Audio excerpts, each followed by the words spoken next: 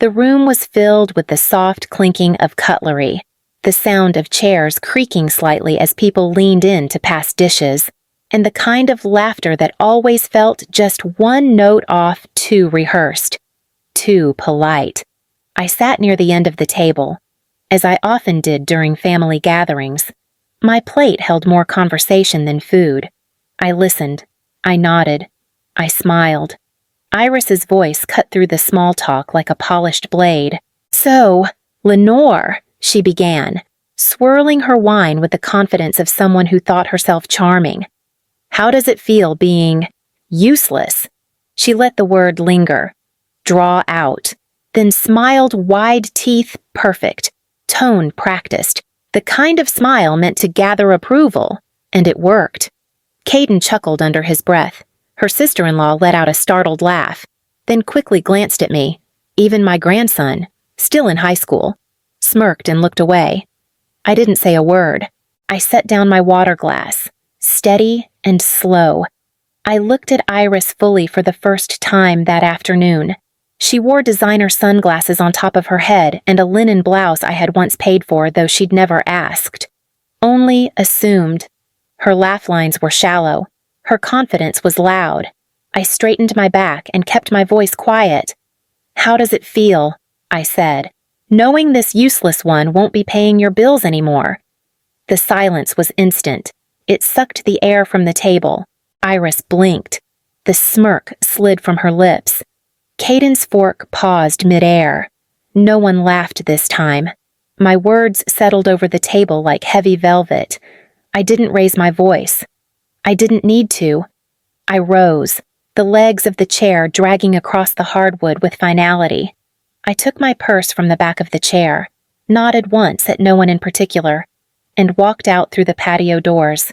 Behind me, the table held its breath. Outside, the sunlight met my face like an old friend, and I realized I hadn't exhaled fully in years. The locked drawer in my office was waiting. It started with a late mortgage payment.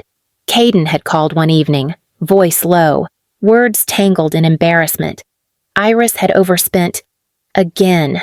The boutique wasn't bringing in what they expected. They were a little behind, and the bank was sending letters. I wired the money that night, $4,200. No questions, no judgment. I told myself I was helping them catch their breath. Everyone falls behind sometimes. Everyone needs grace. They didn't mention it again, not even a thank you. But a month later, it was something else. The lease on the boutique space had jumped. Then it was a credit card payment Iris had forgotten while planning a birthday party. Then a school deposit for my grandson's private academy. All urgent, all quietly passed on to me. I began keeping track. At first, it was out of habit. I had been an accountant my entire career. Numbers calmed me. Order reassured me. A spreadsheet grew on my desktop. Tucked away in a locked folder, dates, amounts, reasons, sometimes even the receipts I requested and never received. The sum grew faster than I expected. I never showed it to them. They never asked. Dependable became my job title. Not mother, not Lenore. Just the one who kept things from falling apart. At first, I thought it was love. Then I thought it was duty. Eventually, I stopped thinking at all. There was a moment, maybe a year in, when Iris kissed my cheek after a dinner she hadn't paid for and said, "I don't know what we'd do without you." She didn't mean it as gratitude. It was a warning. I started printing the statements after that. Now, standing in the quiet of my house, I walked to my office, opened the bottom drawer, and slid the folder out. The papers inside felt heavier than they should have. There was a small cabin near Lake Lure I used to drive past on weekends. White shutters, screened porch, tucked into a curve of pine trees. Nothing extravagant, just stillness and space. I'd been saving for it for nearly 5 years. A little place of my own, where I could wake up to birdsong and coffee by the water. The down payment was nearly ready when Iris called. She had a vision. The boutique, she said, could expand. With my help. She used words like legacy and family investment. Caden said, "We're so close. Mom, This could really change things for us. It was framed as a once-in-a-lifetime opportunity, so I cashed the fund, co-signed the loan, watched them print my name on paper as if it meant nothing. They never asked what I was giving up. I never offered. A year later, I was invited to attend a painting retreat in Taos. 3 weeks of sun, oil, silence. I almost said yes. Then Caden mentioned how expensive braces were getting and how their insurance didn't cover much. I didn't wait for the ask. I just made the transfer.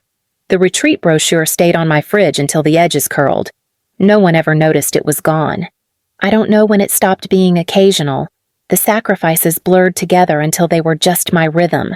I was the cushion, the fallback, the net. They rose and flourished on ground I had cleared for them, and they never once looked back. I flipped through the documents in the folder. Boutique receipts, school payments, loan papers with my signature inked clean across the bottom. I had dreams once, and I traded them, one by one, for theirs. Iris never saw the cost, but I did, and I was done paying it. The request came just after dessert. The plates were still warm, and the others were drifting toward the patio with glasses in hand when Iris lingered behind, motioning me toward the kitchen. I knew the look. She was always most polite just before asking for something. She leaned against the counter, arms crossed, the light catching her polished ring. "I wanted to talk to you about something exciting," she said, voice airy. "The boutique's doing really well. I've got an opportunity to lease the space next door.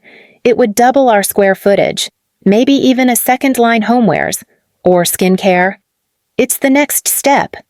I nodded slowly, waiting. "But the bank wants someone to co-sign." She added, "It's just a formality. 70,000. You know how this works better than anyone." She smiled, as if that were a compliment. "It would mean a lot." I looked at her. The layers of her request were as familiar as wallpaper. I could already hear the silence that would follow if I said yes, the absence of thanks. The forgetting. "I can't do that." "Iris," I said evenly. She blinked, then laughed. "Why not? You're not exactly stretched thin. What do you even do all day?" Caden walked in just in time to hear it and froze near the sink. He didn't say a word. I turned to face her fully. "I spend my days exactly the way I want to, and I'm not co-signing." Her mouth opened slightly, then closed. She looked at Caden, but he was busy drying a glass that didn't need drying. The silence between us stretched too long. I smiled faintly and stepped past them both. No raised voices, no drama, just an answer that didn't require repetition. Outside, the sun was low, warm against my back. I walked through the gate without saying goodbye and went home to unlock the drawer. The key was still where I always kept it, tucked inside an old sewing tin behind the ledger books. My hands didn't shake, though I half expected them to. I slid the bottom drawer open, the metal rails groaning, as if the weight of what was inside had become too much even for them. The folder was thick now, over a decade of receipts, transfers, notarized statements, silent contributions. Each page had a name on it, sometimes mine, sometimes theirs, but every number belonged to me. Near the back was the contract from 2017. Iris had been frantic then. The boutique had barely survived its first 2 years. Rent was overdue. Her inventory supplier was threatening legal action. I remember the phone call clearly. She didn't cry, but her voice had that ragged edge just before panic breaks. Caden had already drained what little savings they had. The bank had declined them. She had nowhere else to go. I met her at a diner near the highway. I had the contract ready, printed, reviewed, and witnessed.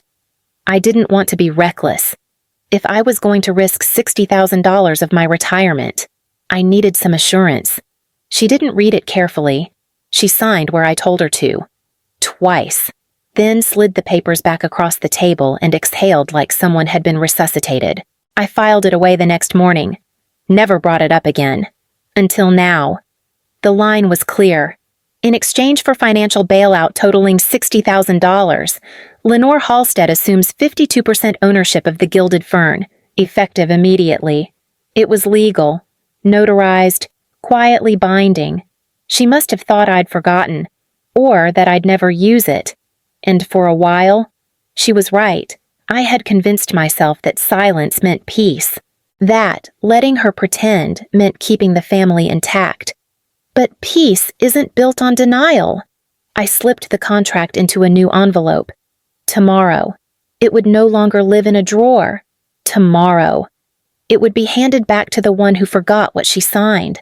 The moment I stepped through the gate that afternoon, I knew it had shifted something. Not in them, at least not yet, but in me. There was no drama, no slammed doors or shouting matches. Just a sentence, quiet and deliberate. That landed like a crack through glass. I left before it could shatter. 3 days passed. Then the knock came. Iris stood rigid, her arms folded tight, jaw clenched. Caden looked tired, older somehow, eyes already asking for the conversation to end before it began. I opened the door wide and stepped aside. "Would you like tea?" I asked. I wasn't trying to be gracious. I just wanted to be steady. "We're not here for tea," Iris snapped, stepping into my living room without waiting for an invitation. Caden followed slowly. I walked to the sideboard and picked up the envelope. The folder inside wasn't thick, just precise, years distilled into pages. I handed it to Caden. He looked at me, confused, then opened it and began to read. His eyes moved slowly, then faster. The color drained from his face as he flipped through the wire transfers, the tuition receipts, the notarized contract. "Iris," he said, voice tight. "Did you sign this?" She barely glanced at the paper. "It's exaggerated. She's twisting things. That was years ago." "It's your signature," he said. "And the numbers, these are real." Iris crossed her arms again, her tone icy. "She's using this to control us. That's what this is." I sat in the armchair across from them. "No, I'm using it to stop being erased." Caden looked at me then. Really looked. I saw the recognition come slowly, like someone realizing they'd been speaking over silence for too long. Iris refused to meet my eyes. I didn't ask for an apology. I knew it wouldn't come, but I had given them the folder. I had brought everything into daylight. What they did with it next wasn't mine to carry. The next morning, the silence between us cracked into something sharper. They came again 2 days later. No knock this time, just the sound of the doorbell held down too long.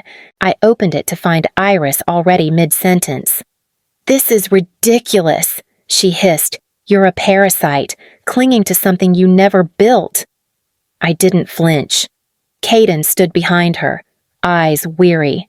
He looked like he hadn't slept. "Mom," he said quietly, "can we please just talk? This isn't worth destroying the family." I waited. He rubbed his hands together. "Just sell your shares. We'll buy them outright. You can walk away from this with no more tension, no more conflict." I looked between them and spoke calmly. I didn't ask for ownership. Caden, I didn't seek control. I stepped in when no one else would. I co-signed, funded, rescued, and then I stepped back and let you both take the credit. Iris opened her mouth, but I raised my hand. I wasn't clinging. I was holding things together because I thought it mattered, now that it doesn't seem to. I'm simply refusing to disappear. Caden shifted uncomfortably. Iris stared hard, like she could will me into guilt. "I'm not relinquishing my stake," I said. "I'm not erasing my part to make you more comfortable." Neither of them answered. The silence stretched. Not awkward, but final. A kind of closing. Then, without another word, they turned and walked back down the porch steps. I closed the door gently behind them and let the stillness return. I had told them I wouldn't sell. Now I had to show them what that meant. I went to their house the next afternoon. Not to plead, not to argue, just to be clear. I brought the folder again, tucked under my arm like a ledger I couldn't leave unfinished. Iris answered the door with a stiff smile that didn't reach her eyes. Caden sat in the living room, his hands clasped between his knees. No one offered me coffee this time. I placed the documents on the coffee table without ceremony. "These aren't threats," I said. "They're records. I'm not asking for anything, just making sure you understand what's already been signed." Caden flipped through the pages like he had before. Slower this time. Iris leaned against the doorway, arms crossed. "You want to be the hero now?" she asked. "Is that what this is? You want us to bow and say thank you?" "No," I said. "I want to close the account." She let out a sharp laugh. "You're not a hero. You're just bitter. You've always needed to feel important." I kept my voice steady. "I'm not here to be the hero. I was the accountant, and now the account is closed." Caden looked up. "What does that mean?" "It means," I said, "that whatever you build from here, however you keep the boutique open, or don't, is yours to carry. I won't fund it, fix it, or answer for it anymore." No one stopped me as I stood. I picked up the folder, left the copies on the table, and walked out, behind me. The silence felt heavier than it had before. 2 mornings later, a thick envelope slid through my mail slot. The envelope was thick and official. I already knew what it was before I opened it. Coercion, undue influence, a claim that I had manipulated Iris into signing the ownership contract while she was under financial and emotional duress. They wanted the shares returned, control restored, my name removed from everything. I called Blythe that night. She didn't ask questions, just gave me a name, Margot Delaney, retired litigator, still sharp as glass. She read the contract, the bank statements, the email threads with the landlord and suppliers. She nodded once, the kind of nod that meant she wasn't concerned. "This is a bluff," she said. "We'll end it cleanly." And we did. The hearing lasted under 20 minutes. Their lawyer argued a motion. Margot presented facts, dates, figures, signed forms, timestamps, my transfer of funds, my ownership agreement, my role in saving the business from collapse. The judge, a woman with silver hair and tired eyes, looked over the papers, then directly at Iris. "The evidence is unshakable," she said. "Motion to dismiss is granted." Iris flinched at the sound of the gavel. She left the courtroom with Caden, her face pale, her steps uneven. Neither of them looked at me. Outside, Margot turned to me with a nod. "It's over," she said. "They can't touch your shares again." I nodded back, but I didn't feel triumphant, just tired. The kind of tired that comes after years of silence finally break into truth. The quiet wasn't immediate. It crept in over weeks, like ivy over a fence, persistent, deliberate. First, the texts thinned out. Then the phone calls disappeared altogether. The silence should have stung, but instead, it felt like space had been cleared inside me. Without the monthly transfers, the boutique's polish began to fade. I heard from Blythe, through a friend of a friend, that Iris had downsized inventory and let go of 2 staff members. There was talk of late rent, rumors that suppliers were beginning to demand prepayment. I didn't gloat. I didn't hope for collapse. But I also didn't rescue. I had spent so long being useful that I'd forgotten what stillness looked like. Now, my mornings began with dirt under my nails and the soft rustle of leaves in early sun. I learned to divide dahlias. I harvested rosemary and gave it to Pauline, who pressed it into bread for the cafe next door. I painted badly at first, then not quite as badly. I began losing time in it, which was a kind of freedom I hadn't felt in decades. Volunteering at the financial clinic gave my mind structure. I met people who'd never owned a checking account, widows trying to figure out online billing systems, college students trying to build credit the right way. No one sneered at what I did. No one asked if it was enough. It was strange, how deeply seen I felt simply by being useful to those who never asked more than I offered. Then came the message. Caden's name lit up my screen. "Mom, we miss you." No punctuation, no details. I read it once. Then again. It didn't say I'm sorry. It didn't say I understand. It said we miss you. As if absence was the only crime that had ever occurred. As if distance, not dismissal, had cracked us open. I didn't reply. I didn't draft a response and delete it. I didn't sit with the ache or hope it would pass. I just deleted the message and turned my phone face down on the table. There was water boiling for tea, a half-finished canvas in the sunroom. The hose was still coiled near the peonies, which had begun to curl slightly at the edges, so I filled the watering can and stepped back into the garden. The life they tried to make me feel small in was never really mine. This one was, and it bloomed without permission.